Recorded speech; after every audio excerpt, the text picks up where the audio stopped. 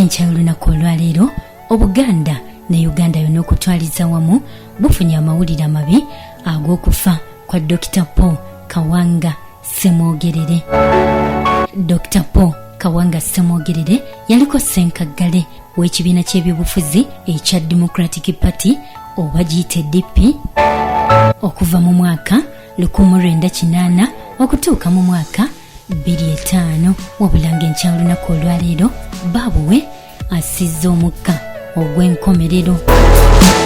Dr. Paul Kawanga Ssemwogerere yazaalibwa mu mwaka 1932 ennaku z'omwezi zaali 11 mu mwezi ogwokubiri era nga yazaalibwa mu ssaza lya Beene ery'e Ssese.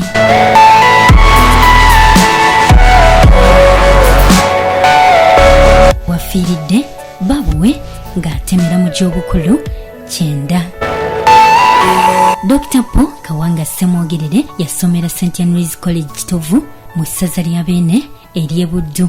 Eyo nno gye yava ne yeeyunga butereevu ku ssettendekero wa Makerere ng'eno nno gye yabangulirwa mu by'obusomesa era n'afuna dipulooma mu ssomo eryo.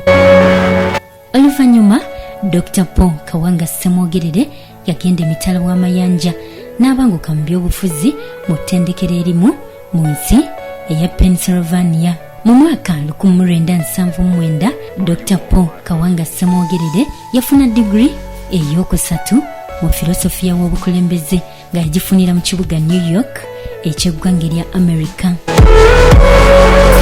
Wakati w'omwaka 1961 okutuusa 1962 yali omu ku bamemba mu lukiiko olwateekateeka Uganda okufuna obwetwaze era mu mwaka 1962 n'afuuka omubaka wa paalamenti akiikirira North Mengo constituency nga bwe yali eyitibwa mu budde obwo.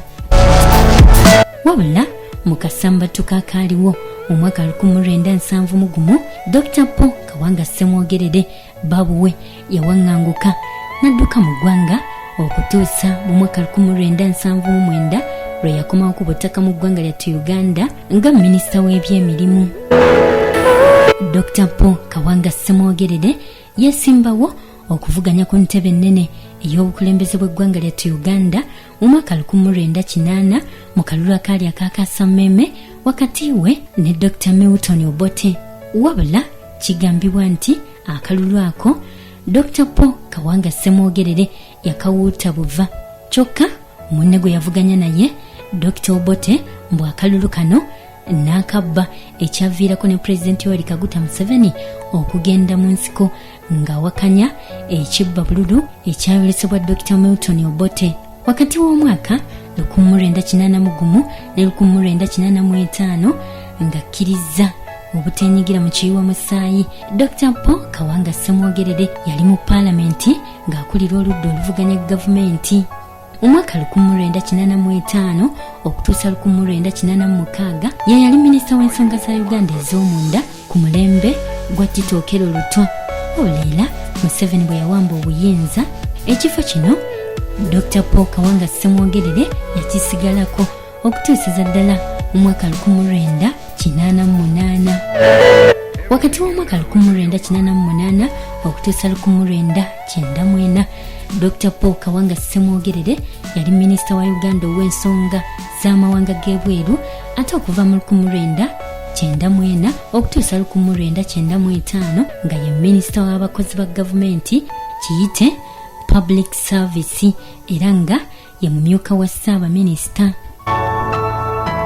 Mu 1995 Dr. Paul Kawanga Ssemwogerere yalekulira ebifo bino byonna kubanga yali agenda kuvuganya ku kifo ky'omukulembeze w'eggwanga mu kalulu ka 1996 wabula nga baabuwe mu kano Pulezidenti Museveni yamuwangula.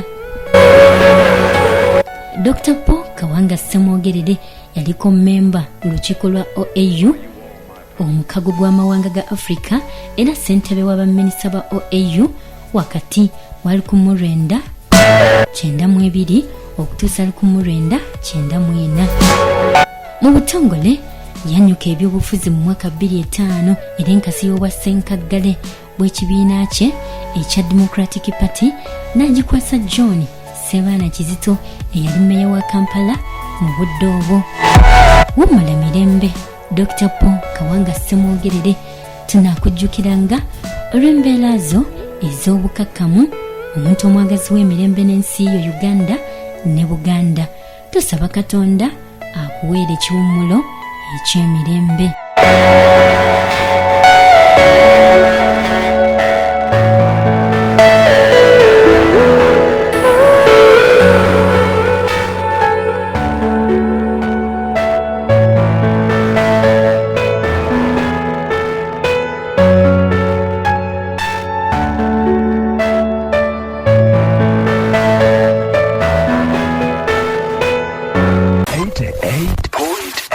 CBS FM.